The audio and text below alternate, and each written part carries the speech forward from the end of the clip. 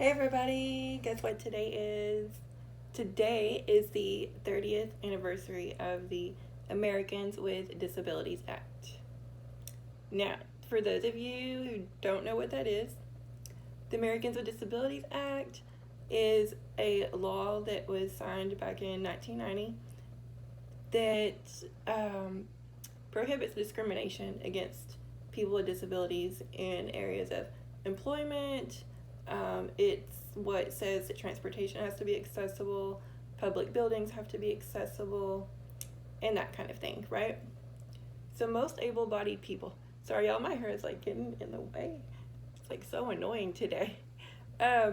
Anyway, so most able-bodied people that I know thinks the ADA law is like the golden law for people with disabilities. Like it solved all problems and it ended discrimination.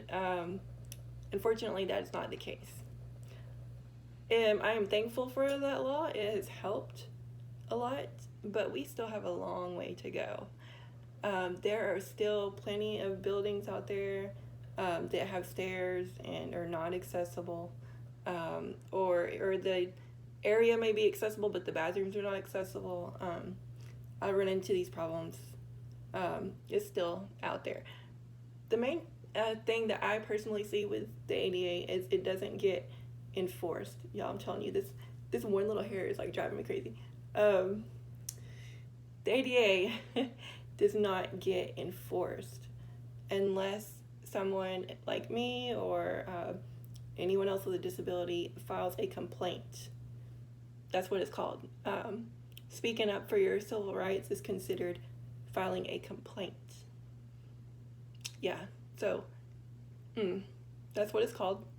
But like I said, nothing really gets brought up about it unless you do that. Something I would like to see in the future is I would like to see something set in place to where people with disabilities can work and also keep their benefits at the same time. And I don't really necessarily mean the financial benefits, because if you're working, okay, fine, you don't necessarily need SSI, I could see that. However, I have benefits right now, such as Medicaid. Okay, a lot of people with disabilities use Medicaid because it covers my medical necessities, like getting a wheelchair or getting anything on my wheelchair fixed, and also paying for personal assistance. These things are really expensive. And if I work, then guess what? If my income is more than a certain amount, which is a low amount, I will lose those benefits and I will be expected to pay for those things myself, which means I either have to have a job that's low enough, where the pay is low enough to keep my benefits, or have a job with like $100,000 salary to afford everything I need myself. It should not be like that. Something in the system needs to be fixed to where that is not such an issue. And then it's, because of things like that is why so many people end up in facilities like assisted living homes or nursing homes, because there's not enough support for inclusion when it comes to independent living or employment. So those are some areas I'd like to see improved. Along with that, I would love to see transportation be more accessible. I would love to see there be Ubers and Lyfts that provide wheelchair accessible vehicles. I would love to see something improved with the airlines to where we can actually just roll our chair onto the airplane. Because that whole situation is a mess, y'all. That is a mess. And I have flown before. I'm telling you what, this hair is killing me. It's killing me, y'all. Today was not a hair washing day. I'm just keeping it real on YouTube right now. Today was not a hair washing day. Today was a dry shampoo day, and it's just driving me crazy. Anyway, like I was saying, so I have flown before, and it's a struggle. I have had parts of my wheelchair broken before. Thankfully, nothing that was major. The part that was broken was my headrest. Um, I can do without it, but it's a struggle without it. I've had that broken. I've had my joystick. The screen on it got cracked one time. Thankfully, it was still functionable. It's just the screen was cracked. But I do know other people who have power wheelchairs that their whole chair got like demolished.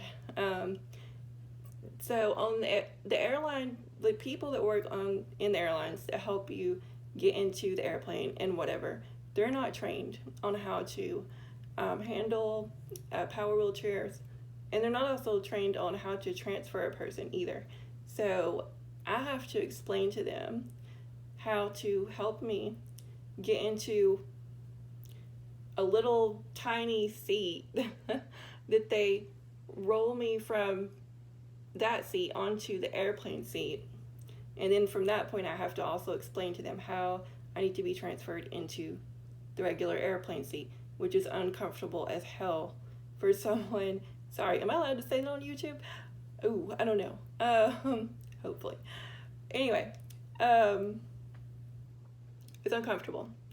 And especially with someone with CP, because my whole body is like, whatever, crooked and out of whack. My hips are crooked, my spine is slightly curved, my neck is all out of whack.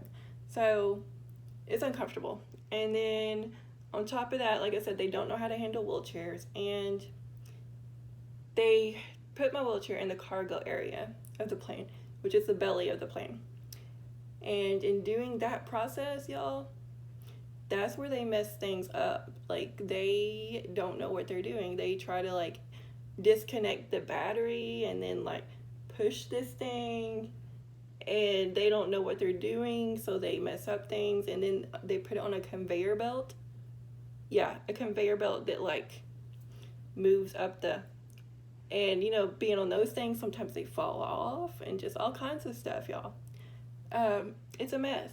And long story short, I should have access to travel by air and not be scared to death that I'm going to be immobilized when I land, and also not have my body in pain when I'm flying. And also, on top of that, get a load of this, y'all, I have to make sure I don't eat or drink anything a long time before even getting on the plane, so that way I won't have to use the bathroom when I'm on the plane, because bathrooms are not accessible on the plane.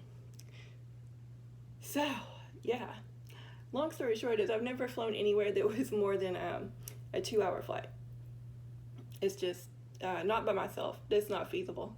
If I did anything that took longer than that, I would definitely have to have someone with me. But anyway.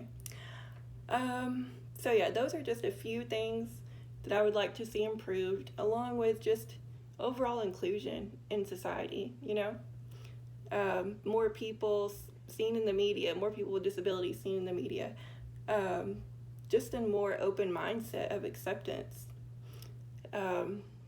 That's, like I said, those are just a few things that I would like to see, but really there's a lot of improvement that needs doing out there.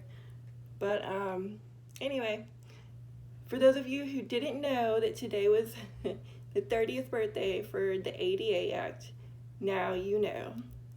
And I hope you all are staying well. And as always, stay beautiful.